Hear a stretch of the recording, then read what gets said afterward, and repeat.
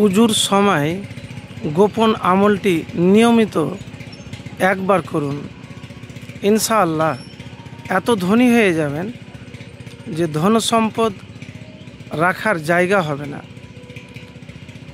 নিয়মিত এই আমলটি উজুর সময়তে গোপনে করবেন। প্রিয় ভাই, উজুর সময় নবীজি সাল্লাল্লাহু আলাইহি সাল্লাম কি দোয়া পড়তেন? আমরা জানি যে উজুর প্রথমে বিসমিল্লাহ পড়ার সুন্নাত, আবু দাউদ, তিরমিজি শরীফ।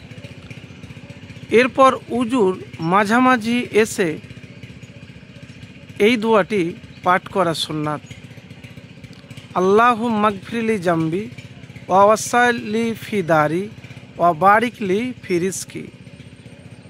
আবারও দোয়াটি বলছি, আল্লাহুম্মা গফিরলি জামবি ওয়া ওয়াসসিলি ফি দারি ওয়া বারিকলি ফি রিজকি। দোয়াটির অর্থ হলো, হে আল্লাহ, আমার গুনাহ ক্ষমা করে দিন, আমার ঘর প্রশস্ত করে দিন, আমার রুজিতে বরকত দিন। নাসাই শরীফ এবং ইবনি সুন্নি।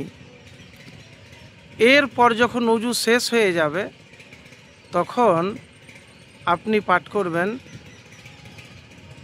আশহাদু আল্লা ইলাহা ইল্লাল্লাহু ওয়াহদাহু লা শারিকা লাহু ওয়া আশহাদু আন্না মুহাম্মাদান আবদুহু ওয়া রাসূলুহু।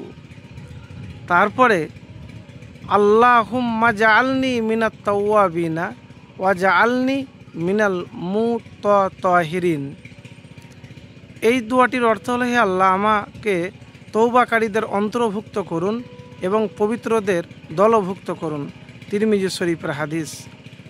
তো প্রিয় ভাই, যখনই আপনি উজু করবেন, উজু করার সময়তে এইভাবে করবেন। প্রথমে নিয়াত করে নেবেন, নিয়াত করার পরে আপনি বিসমিল্লাহ পড়বেন। তারপরে যে দোয়াটির কথা বললাম, উজুর মাঝামাঝি বা উজুর সময়তেই এই দোয়াটি পাঠ করবেন, আল্লাহুম্মা গফিরলি জামবি ওয়া ওয়াসসিলি ফি দারি ওয়া বারিকলি ফি রিজকি। যখন হয়ে গেল তখন উজু শেষ করার পরে আপনি উজু শেষের দোয়া বলবেন, যে দোয়াটি আপনাকে আমি বললাম। তারপরে আরেকটি দোয়ার কথা বললাম। প্রিয় ভাই, আমি এতটুকুন আপনাকে বলবো, নিয়মিত যদি এইভাবে উজু করেন, গুনাহ তো আপনার ঝরে ঝরে পড়েই যাবে, আর রিজিকে এমনভাবে বরকত আসবে যা আপনি কল্পনা করতে পারবেন না। প্রিয় ভাই, মনটাকে বড় করুন।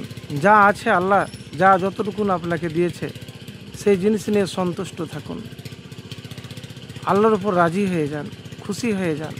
আল্লাহ আপনাকে দুনিয়া তো খুশি করবে, পরকালও খুশি করে দেবে। আফসোস করবেন না, আলহামদুলিল্লাহ পাঠ করবেন। আপনার ঘরে অভাব, রিজিকে অভাব, ঘর নাই, বাড়ি নাই,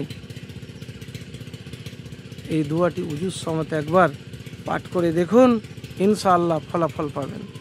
আরেকটি কথা আপনাকে বলবো, যে প্রথমে একটি জিনিস মাথায় রাখবেন, আমি প্রত্যেকটা ভিডিওতে বলি, এই ভিডিওতেও বলছি, আপনার দোয়া, আপনার নামাজ, আপনার আমল, আপনার ইবাদত, আপনার চাওয়া পাওয়া যদি আল্লাহ কবুল করে তাহলে আপনি পাবেন। তার জন্য আপনাকে প্রচেষ্টা করতে হবে, চেষ্টা রাখতে হবে। নিরাশ বা হতাশ হলে হবে না, আল্লাহর প্রতি ভরসা রাখতে হবে। একবার আমল করেই দেখুন, ইনশাআল্লাহ। গোপনে করুন, ইনশাআল্লাহ আপনার গোপনে যত সমস্যা আছে আল্লাহ রাব্বুল আলামিন মিটিয়ে দেবেন। আল্লাহর কাছে চান, কিছু জিনিস চেয়ে নিতে হয়।